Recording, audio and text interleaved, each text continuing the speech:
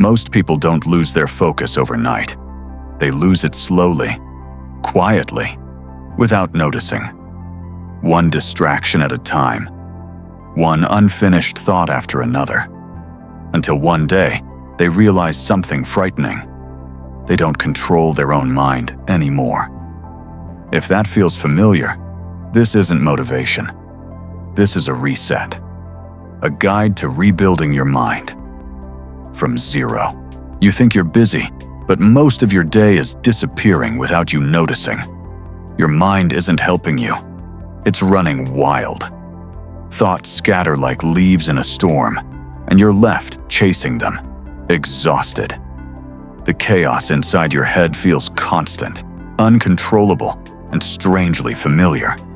Ideas flicker into existence and vanish before you can act. Tasks pile up. Notifications scream for attention. Every choice feels heavier than it should. Somewhere deep inside, your mind whispers, "If I could just start over."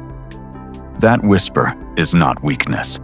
It's awareness trying to wake you up. Your brain is wired, but not for what you actually want. Endless scrolling, tiny distractions, procrastination. These aren't signs of laziness. They're coping mechanisms. Loops your brain has learned to rely on. Imagine your mind like a tangled garden hose, twisted by every distraction, slowly blocking the flow of clarity and focus. Small decisions begin to feel like mountains. Effort leaks away before it reaches action. Emotional fatigue settles in quietly, and you keep moving as if nothing is wrong. But what if this isn't failure? What if your brain is protecting you from overload? The cost of this chaos is subtle but devastating. Ideas slip away. Energy is wasted. Purpose blurs. Each day of distraction leaves invisible marks until weeks and months disappear. The real loss isn't time, it's potential. Then one day, something shifts. You pause the scrolling. You step out of autopilot. You look at your life honestly and realize that if you keep going this way, you'll never feel present, capable, or alive. That moment is the turning point, and fear always rises first. Rebuilding begins with awareness. You start noticing your thoughts, your habits, your distractions, not to judge them, but to see them clearly. When does your mind drift? What triggers avoidance? Which habits quietly drain your energy? Awareness is like shining a flashlight into a cluttered room. You can't clean what you refuse to see. From there, you start small. Tiny routines. One focused hour. Simple daily rituals. Consistency matters more than intensity. Each small action becomes a brick, and slowly, you build something your brain can trust. Your inner dialogue begins to change.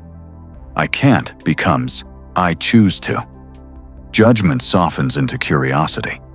Instead of attacking yourself for struggling, you ask what your mind is protecting you from. Self-compassion becomes the soil where discipline can finally grow. As you grow, the challenges increase gradually. Focus becomes a skill you train. Learning requires patience. Effort becomes intentional.